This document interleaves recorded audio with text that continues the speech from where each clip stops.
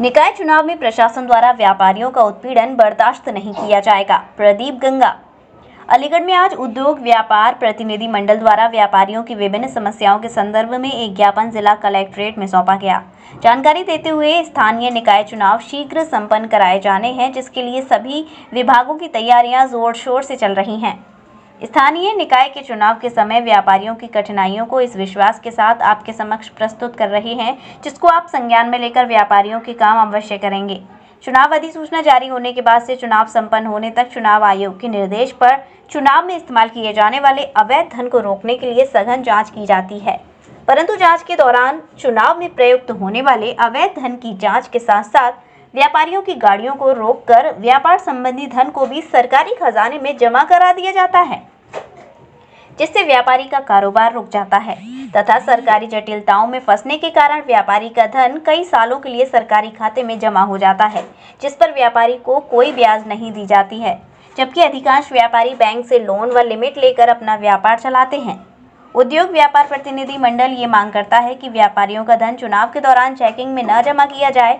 चुनाव कार्यवाही को संपन्न कराने के लिए मंडी समिति की दुकानों का अधिग्रहण प्रशासन द्वारा लगातार चुनावों में किया जा रहा है। चुनावों में मंडी समिति की दुकानों का अधिग्रहण करने से संबंधित व्यापारी का व्यापार पूरी तरह चौपट हो जाता है।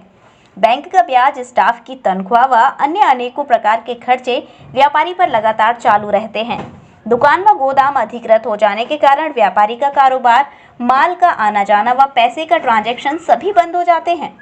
आपसे विनम्र अनुरोध है कि कृपया चुनाव के कार्य को संपन्न कराने के लिए वैकल्पिक व्यवस्था की जाए तथा मंडी की दुकान पर गोदामों का अधिग्रहण न किए जाने का आदेश पारित करें। चुनाव के समय निजी उपयोग में आने वाली सवारी गाड़ियों के अधिग्रहण के लिए वाहन स्वामियों को नोटिस भेजे जाते हैं। अधिकांश वाहन स्वामियों के पास ड्राइवर नहीं होते हैं, वह स्वयं अपनी गाड़ी चलाते हैं, जिसमें भारी संख्या सीनियर सिटीजन की भी है। यदि किसी व्यापारी को चुनाव के लिए मांग अधिग्रहण का नोटिस भेजा जाता है, वह अपनी दुकान बंद कर चुनाव कार्य के लिए गाड़ी लेकर नहीं जा सकता है। चुनाव कार्य के लिए निजी वाहनों, घरेलू इस्तेमाल के लिए काम आने वाली कारों का अधिग्रहण न किया जाए। उत्तर प्रदेश से संबंधित सारे व्यापारी नेता आपके बहुत ही लोकप्रिय चैनल्स के माध्यम से कुछ हमारी व्यापारियों की जो मूलभूत समस्याएं हैं, जो आसन्न चुनाव में दरपेश आती हैं, जैसे कि सबसे बड़ी समस्या हम लोगों के साथ ये है कि जो धन की चेकिंग होती है, पैसे की चेकिंग होती है, वाहन चेकिंग, तो वो राजनीतिक दल से जुड़े हुए या जो प्रत्याशी लोग हैं उनसे होनी चाहिए। हम व्यापारियों को इसका बहुत बड़े कष्ट का सामना करना पड़ता है जब उनकी गाड़ियों में लोन पर लिया हुआ धन जब हम लेकर चलते हैं तो वो उस पर ब्याज भी देना होता है और वो धन जब्त कर लिया जाता है। बहुत बड़ी जटिलताओं से गुजरने के बाद कई सालों बाद वो धन मिलता है, जिस पर कोई ब्याज भी नहीं दिया जाता। तो हम व्यापारियों को इनसे वंचित रखा जाए। दूसरी सबसे बड़ी समस्या ये है कि हमारे यहाँ मंडी परिषद में जो गोदामों का और बड़ी दुकानों का अधिग्रहण किया जाता है मतपेटियाँ वगैरह रखने के लिए या फोर्स को ठहराने के लिए, इस तरह की समस्या जो पूरी तरह व्यापार ठप हो जाता है, इसका इस इतने बड़े कष्ट का हमें दूसरा एक और सामना करना पड़ता है। तीसरी बात ये कि जो कॉमर्शियल वाहनों का अधिग्रहण किया जाना चाहिए। हमारी निजी कारों के लिए जो नोटिस आता है कि आप आइए, और सीनियर सिटीजन्स भी जिनमें होते हैं ये भी नहीं देखते ये लोग, आरटीओ ऑफिस के लोग, परिवहन विभाग के लोग, कि हम किसी सीनियर सिटीजन या किसी व्यापारी की गाड़ी का अधिग्रहण कर रहे हैं। उन्हें सिर्फ नोटिस जारी करना होता है और गाड़ी वहाँ जमा करके आनी होती है। ये तीसरे कष्ट का बहुत बड़ा सामना करना पड़ता है।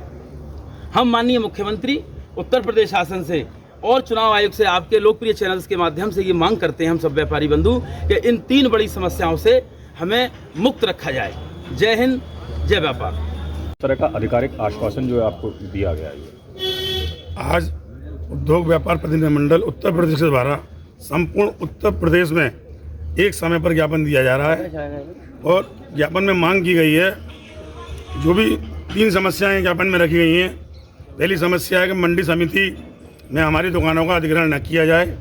दूसरी समस्या है कॉमर्शियल वाहनों का ही अधिग्रहण चुनावों में किया जाए, पर्सनल वाहनों, व्यापारी को वाहनों को ना छेड़ा जाए, क्योंकि किसी व्यापारी पे एक ही वाहन होता है, उसी से आना जाना होता है, उस पर नोटिस आ जाता है, तो बेहद समस्याओं से गुजरना पड़ता है। एक समस्या और थी,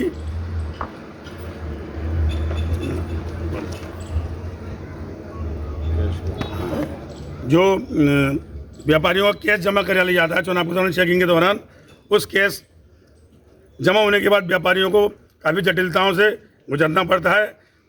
किसी में ब्याज का पैसा होता है, किसी में किसी प्रकार का पैसा होता है, और वो पैसा काफ़ी लंबी प्रक्रिया के बाद मिलता है, सालों लग जाते हैं, उस पैसे का ना तो कोई ब्याज मिलता है। इसलिए हमारी सरकार से मांग है कि व्यापारी हित में हमारी समस्याओं को समझने का कार्य करें और यहाँ अधिकारियों को आदेश दें कि जो भी समस्या हमारी उसका समाधान करें। जय उद्योग जय व्यापार। ऐसा नहीं हुआ तो क्या करेंगे जी? अगर हमारी समस्याओं का समाधान नहीं हुआ तो पूरे उत्तर प्रदेश में हम सड़कों पर उतरकर आंदोलन करने के लिए बाध्य होंगे। गोपी कृष्ण हॉस्पिटल चिकित्सा के क्षेत्र में मथुरा का अग्रणी हॉस्पिटल एवं पहला टेस्ट ट्यूब बेबी सेंटर है।